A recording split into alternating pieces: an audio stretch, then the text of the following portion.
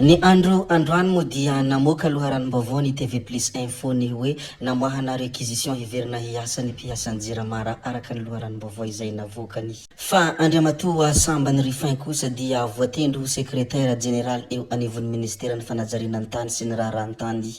Filan-kevitry ny ministra ny andro 12 Novambra 2024 no nanendrena azy. Fa ramatoa hajaina Harlala Ramanantsoa kosa dia hiakatra itsy amin'ny pak 67 hektara ny anio Tolakandro. Hiakatra etsy amin'ny pak na tendrom-pitsarana miady amin'ny kolikoly izay etsy 67 hektara ny ben'ny tanàna ny Antananarivo renivohitra ramatoa Harlala Ramanantsoa ny anio Tolakandro. Fa nadahadinina heverina ho misy fandraisany amin'ny resaka kinapsa sy ny hafa mo no antony hiakarany ity ramatoa ity eny amin'ny pak ny anio Tolakandro. Fa ny amin'ny resaka fitsarana kosa dia tanterahana amin'ny 12 hatramin'ny 17 Desambra 2024 ny fifaninanana hidirana ho mpianatra mpitsara raha araka ny tatitry ny filan-kevitry ny ministra ny andro omaly 12 Novambra 2024. Arona ilay influenceur kosa nilazany hoe ampidino ny vidiny internet eto Madagasikara.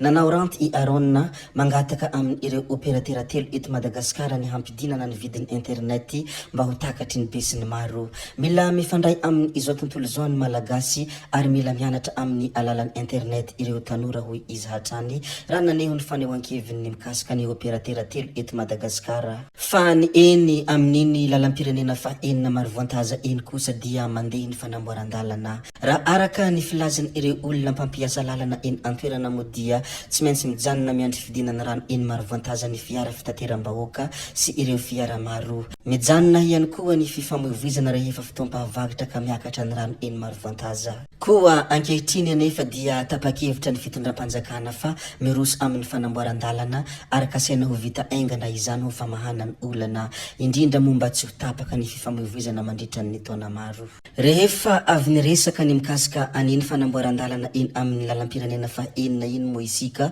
ndeha ary isika hilaza kely ny mikasika ny trangana lozam-pifamoivoizana teny amin'ny sampanana Ambositry Manjaka maty tsy tradrany noho ny lozam-pifamoivoizana ilay nitondra bisikileta. Nitrangana lozam-pifamoivoizana mo tetsy amin'ny sampanana Ambositry Manjaka motoro tiara sy bisikileta iray no notrongisin'ny fiara avy aty aorina ka maty tsy tradrany ilay nitondra bisikileta raha araka ny valazan'ny loharanom-baovao. Ramatoa Lalatina Rakotondrazafy Henriette mo dia nanagadra olona maro ary maro raha teo ny fiainam-pianakaviana izay nipotehiny.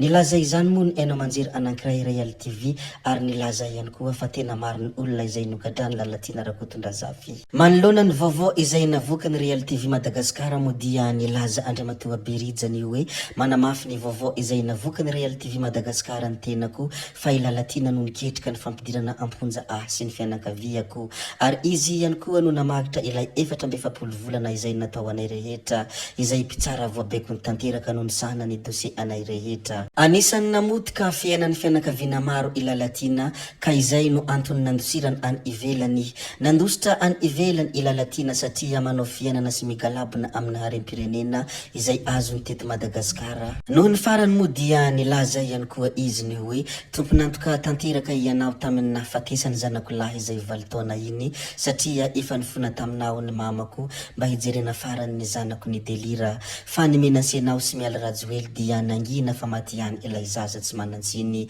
Andriamanitra ny misy hoy ny fanambarany ity namana ity mikasika any Ramatoa Lalatina Rakotondrazafy Henriette.